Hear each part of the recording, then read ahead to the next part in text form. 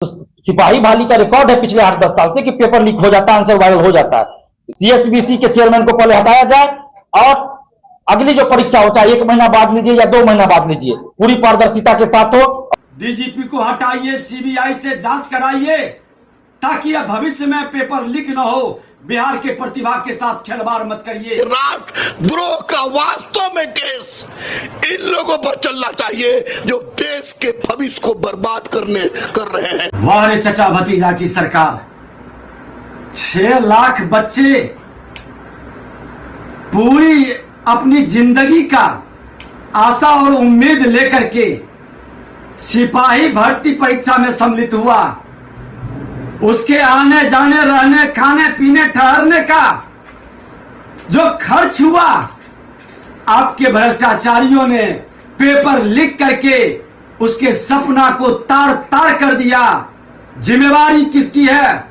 सरकार, बिहार सरकार को जवाब देनी होगी।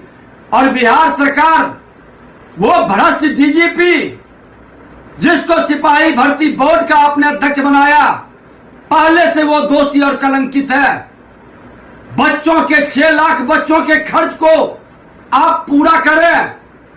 जब भी पेपर लीक होगा, बच्चों के खर्च को आपको देना होगा। और डीजीपी को हटाइए, सीबीआई से जांच कराइए, ताकि अब भविष्य में पेपर लीक न हो। बिहार के प्रतिभा के साथ खिलवाड़ मत करिए। माननीय मुख्यमंत्री जी, बहुत हो गया।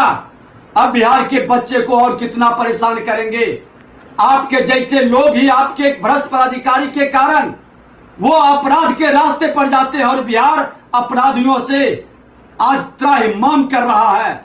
एक बार इन बच्चों को न्याय दीजिए, इनके खर्चे की व्यवस्था बनाइए। सरकार ने संज्ञान लिया और परीक्षा रद्द कर दिया गया, इसके लिए हम धन्यवाद देते हैं नीतीश कुमार जी को, क्योंकि ये फैसला नीतीश कुमार जी का है, सीएसबीसी का फैसला नहीं है।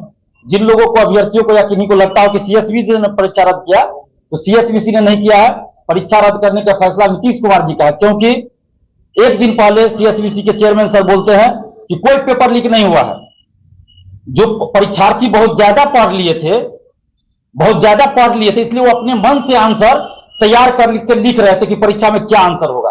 अब हमें तो आश्चर्य लगता है कि पूर्व डीजीपी है बिहार के वो, और इस तरह की बात करते हैं। ऐसा लगता है जैसे महाभारत का संजय आ गया हो, जो दिव्य दृष्टि से देख रहा हो कि परीक्षा में क्या क्वेश्चन पूछा जा रहा है, उसका आंसर वो तैयार कर रहा हो। ये बहुत हास्यास्पद बात है। सबसे पहले तो चेयरमैन को हटाया जाना चाहिए। हम बिहार सरकार से और खासकर नीतीश कुमार जी से मांग कर रहे हैं कि सीएसबीसी के चेयरमैन को हटाया जाए, क्योंकि उन्होंने अपने पद का दायित्व सही से नहीं निभाया। जिस पद पर है उस पद की गरिमा का उन्होंने कोई ख्याल नहीं रखा। इसलिए सबसे पहले सीएसबीसी के चेयरमैन सर को हटाया जाना चाहिए। और नीतीश कुमार जी को हम धन्यवाद देते हैं इस बात के लिए कि उन्होंने छात्रों की मांग पर परीक्षा को रद्द किया और बाकी जो 2 दिन की परीक्षा थी उसको स्थगित किया। साथ ही आर्थिक अपराध इकाई टीम जो 2017-18 में हुआ करता था, अब वो नहीं है। 1.5 साल से हम देख रहे हैं कि आर्थिक अपराध इकाई टीम बहुत अच्छा काम कर रही है, और खासकर नैयर हसनैन खान सर और सुशील कुमार सर, ये लोग बहुत अच्छे से, और इनकी पूरी टीम बहुत अच्छे से काम कर रहे हैं लोग। और कुछ भी हम लोग के द्वारा जानकारी दी जाती है तो संवेदनशीलता दिखाई जाती है और त्वरित कार्रवाई करते हैं, संज्ञान लेते हैं।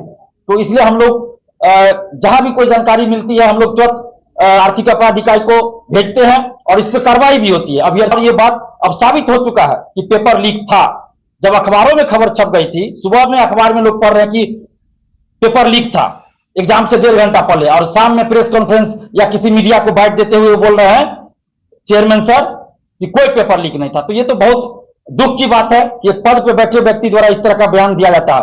और सीएसबीसी के चेयरमैन सर उस समय कहा थे, जब हम 2 बार गए थे सीएसबीसी ऑफिस, जब विज्ञापन आया था इस बहाली का, हम 2 बार गए थे उनसे मिलने के लिए कि सर पहले 3 बार परीक्षा में पेपर लीक हुआ जो पहली भर्ती हुई है, इस बार कम से कम पेपर लीक ना हो, इसके लिए आप कुछ कदम उठाइए। लेकिन वो नहीं मिले।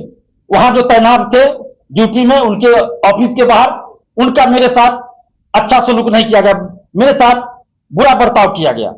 जो उनके साथ होंगे क्या है नहीं है वो जाने। एक अधिकारी नीचे बात किए, वो फर्स्ट फ्लोर पे उनका चैम्बर है, नीचे एक अधिकारी ने बात किया, उनका सीधा कहना था कि हम लोग को जो मन होगा वो करेंगे, आप लोग को कोर्ट भी जाना है कोर्ट भी जाइए, कोर्ट में भी हम ही लोग जीतेंगे, आप लोग नहीं जीत पाएगा, आज तक का रिकॉर्ड है। ये तो बड़ा लगता है कि जैसे लोकतंत्र है ही नहीं, हम लोग बिहार में है ही नहीं।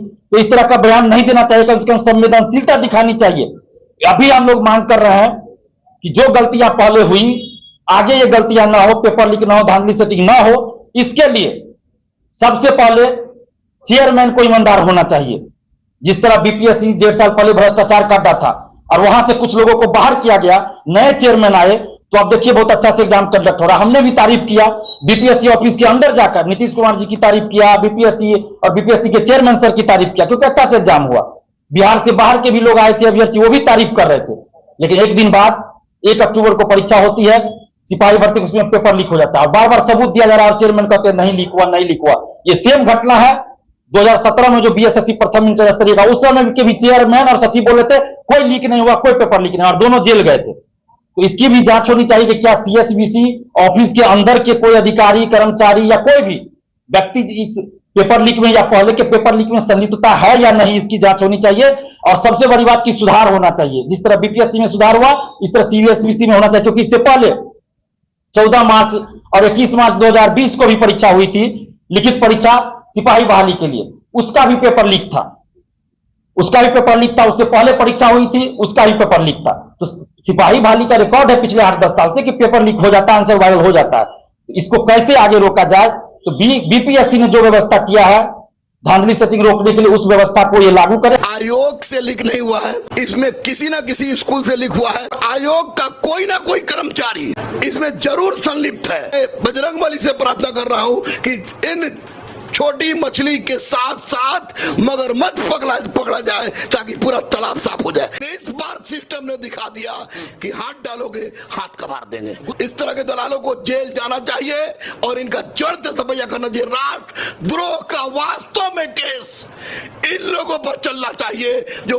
देश के भविष्य को बर्बाद कर रहे हैं, मासूम बच्चों के साथ खेल